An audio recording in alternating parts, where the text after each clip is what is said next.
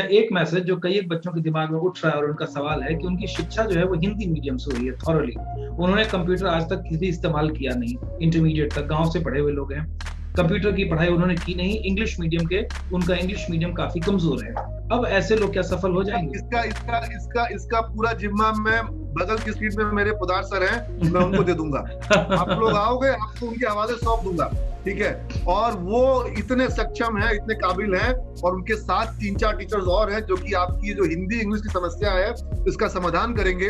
और बहुत साइंटिफिक तरीका हमने इसका बना रखा है और हम इस पर बहुत काम करते हैं। ये बहुत जरूरी है, समझना और लिखना, ये 2 क्षमता पढ़ाई के हिसाब से बहुत जरूरी है। और बोलना, ये पर्सनैलिटी के हिसाब से बहुत जरूरी है। सुनो, मेरी बात तुम लोग को सही समझ में आ रही कि नहीं आ रही है? ठीक है ना। इंग्लिश को समझना और लिखना ये पढ़ाई के हिसाब से बहुत जरूरी है, क्योंकि अगर समझोगे नहीं तो रट के जाओगे।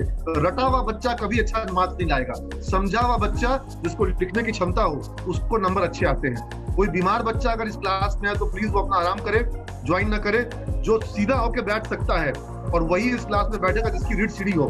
नहीं तो जो क्लास को कान से सुन रहे हो उनकी कोई जरूरत नहीं है, जो ध्यान से सुन रहे हैं उनकी जरूरत है, ठीक है। और बच्चे कम से कम कमीज पहन के आओ, कमीज की तमीज पहन के आओ, ठीक है ना। घर में आपके पास एक कमीज होगी, क्योंकि इस क्लास में लड़के लड़कियां सभी शामिल हैं। ये कौन गैलेक्सी J2 है, इसका कैमरा ऑफ करो, ठीक है। चेक करता हूं। हाँ बिल्कुल।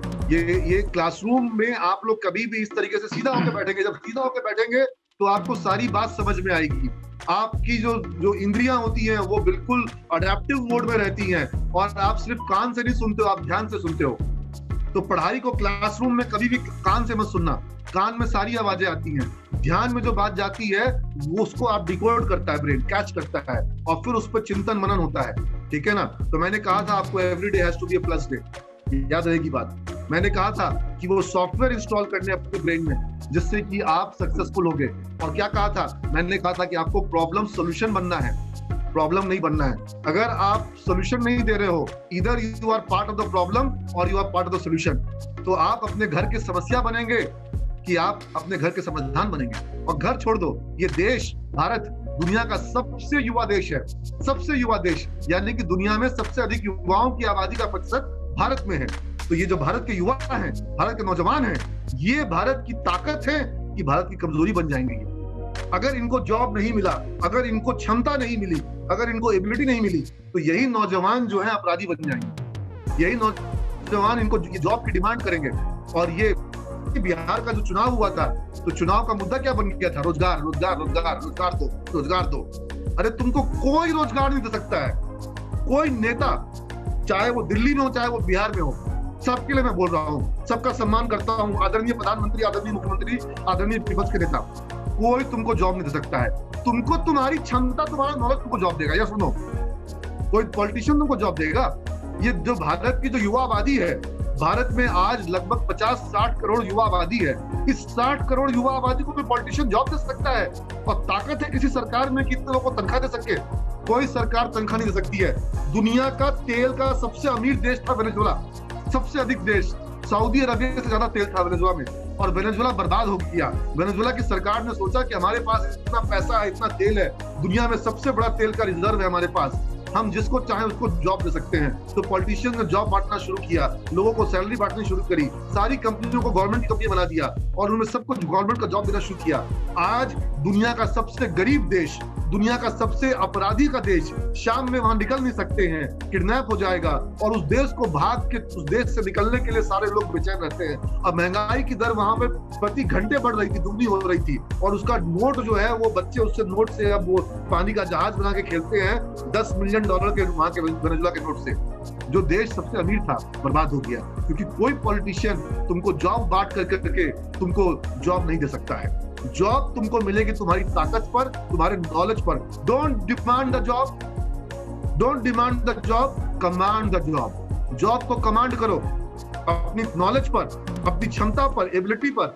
तुमने सबने इंग्लिश पढ़ा है, या सुनो, इंग्लिश तुम सबने पढ़ा है, कोई झूठ नहीं बोलेगा। 12th का एग्जाम पास किया बिना इंग्लिश के?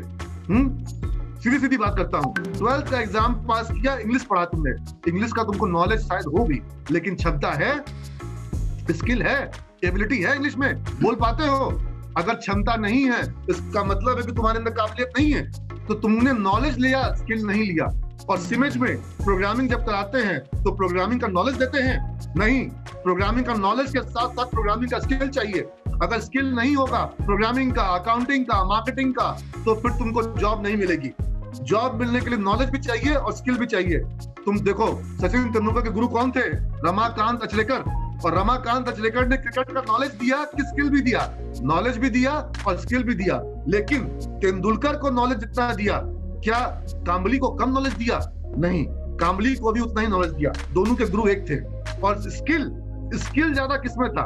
ज्यादा स्किल तेंदुलकर में था कि ज्यादा स्किल कांबली में था? सबको जवाब लिख के बताओ। तेंदुलकर के लिए टी टाइप करो, कांबली के लिए के टाइप करो, ठीक है ना? ज्यादा स्किल किसमें था, तेंदुलकर में कि कांबली में?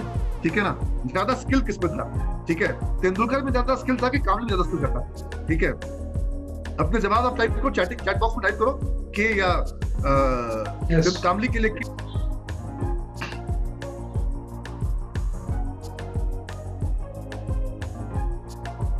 हाँ, मेरी आवाज कहां तक आवाज मिली उदार सर?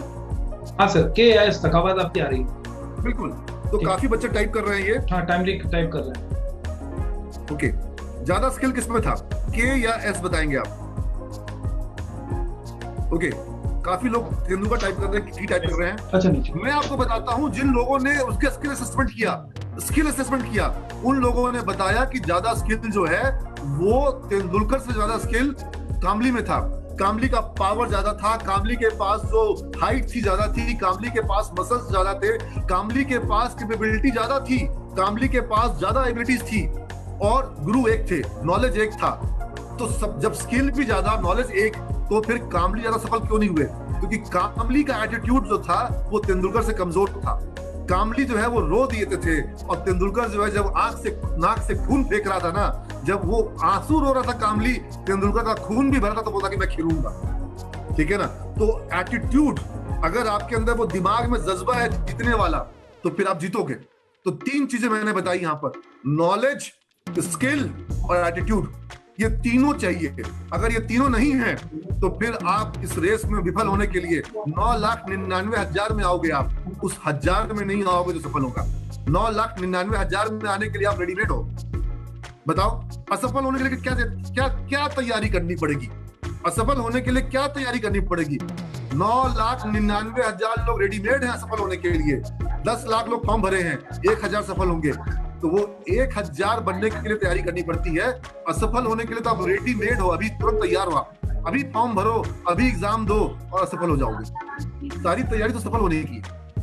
ठीक है, I hope I am clear with my points.